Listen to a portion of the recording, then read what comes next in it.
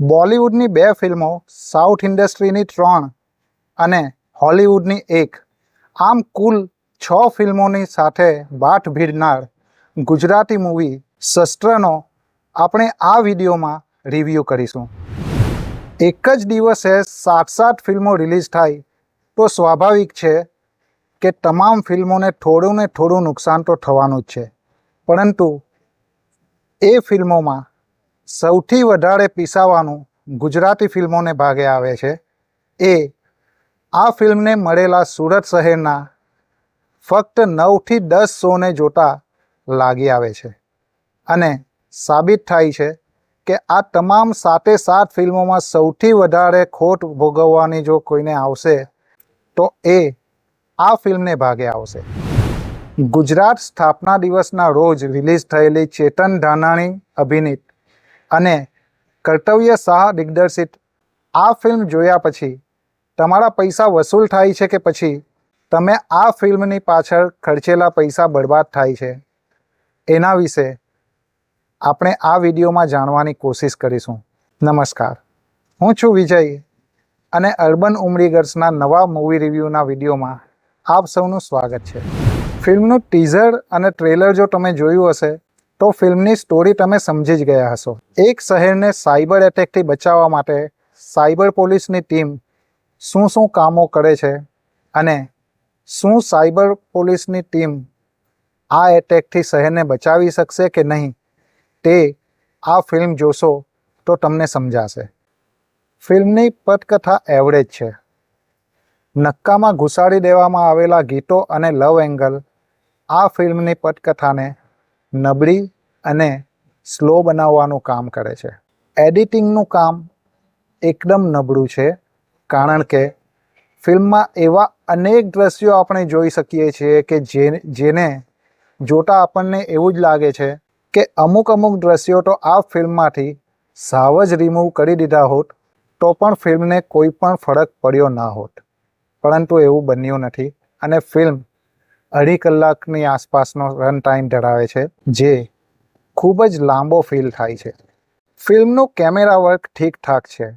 એને હજુ વધારે ઇમ્પ્રૂવ કર્યું હોત તો વધારે સારું રહ્યું હોત.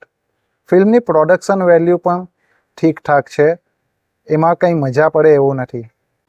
અમદાવાદ શહેરના અમુક દ્રશ્યો આ ફિલ્મમાં તમે જોશો તો તમને એવું જ લાગશે કે આ દ્રશ્યો તો સ્ટોક સાઇટ ઉપરથી લેવામાં આવ્યા છે. VFX પણ ફિલ્મનું ઘણું નબળું છે. એને પણ વધારે સારું બનાવ્યું હોત અને ફિલ્મને ટેકનિકલ રીતે ઘણી સારી રીતે દર્શાવી શકાય હોત, પરંતુ એ બાબતમાં પ્રોડક્શન ટીમ નિષ્ફળ ગઈ છે. સંગીતની જો વાત કરવી હોય તો મારું એવું પર્સનલી માનવું છે કે આ ફિલ્મમાં ગીતોની કોઈ જરૂર જ ન હતી. તેમ છતાં ફિલ્મના પ્રોડ્યુસર્સ કે ડિરેક્ટરને એવું લાગ્યું હશે કે ફિલ્મમાં ગીતો હશે તો ઓડિયન્સ વધારે એટ્રેક્ટ થશે, તો એ પછી એમની મરજી.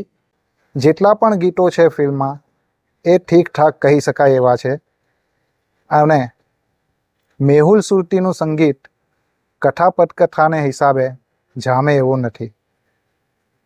એમની અન્ય ફિલ્મોને જોઈએ તેના પ્રમાણમાં આ ફિલ્મના ગીતો આપણને યાદ રહી જાય એવા પણ નથી.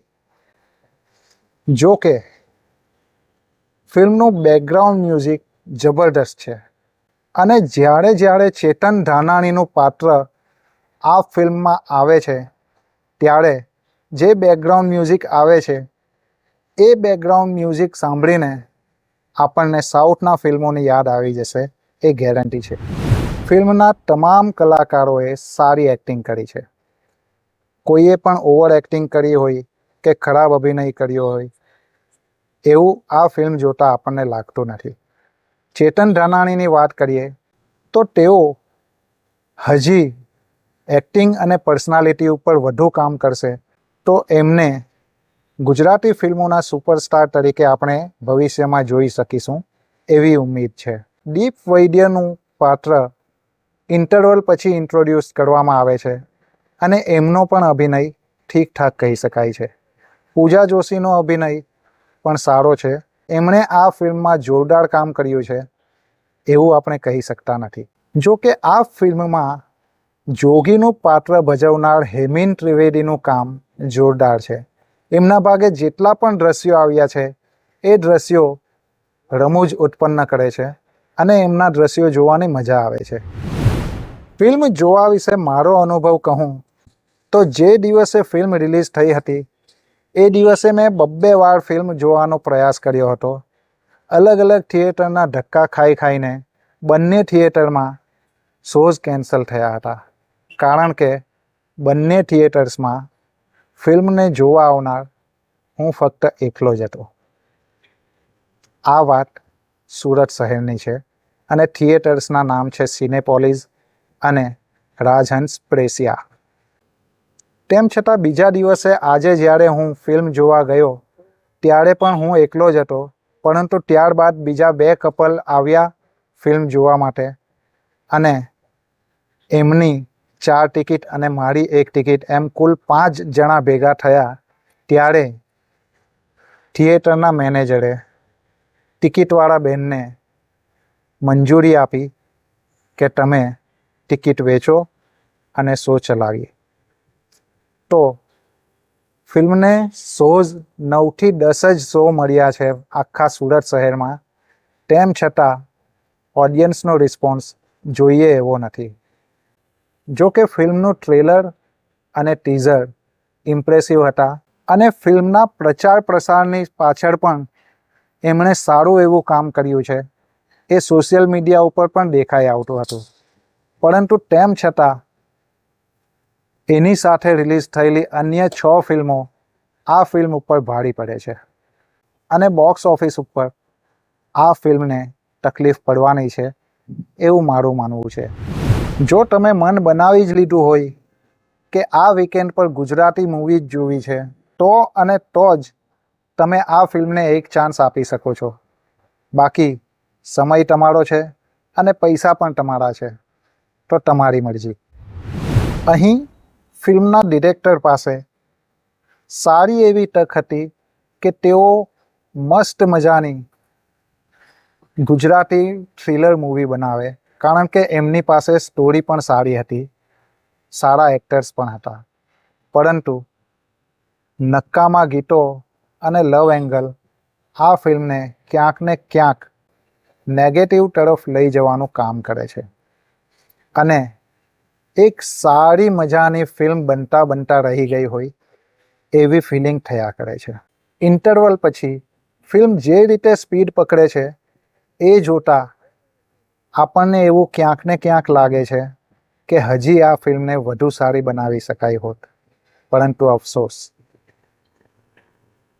ફિલ્મ એક એવરેજ ફિલ્મ છે. આ તો હતો મારો અભિપ્રાય. તમારો અભિપ્રાય મારા કરતાં અલગ પણ હોઈ શકે છે. તો આ ફિલ્મ તમે જોઈ છે કે નહીં તે કમેન્ટમાં જણાવો, અને તમે જોઈ છે તો તમને આ ફિલ્મ કેવી લાગી તે પણ અમને જણાવો. આ મહિનામાં આવનારી ગુજરાતી ફિલ્મોના રિવ્યૂઝ ગુજરાતી અને તે પણ સુરતી ભાષામાં જોવા માંગતા હો તો તમે અમારી યુટ્યુબ ચેનલ અર્બન ઉમરીગર્સને સબસ્ક્રાઈબ કરો અને બેલ આઇકન ઉપર ક્લિક કરો, જેથી તમે અમારા આગામી અપડેટ્સ વિશે માહિતગાર થાઓ. નવા વિડીયો સાથે હું વિજય આપને ફરીથી મળીશ. ત્યાં સુધી મને રજા આપશો. નમસ્કાર.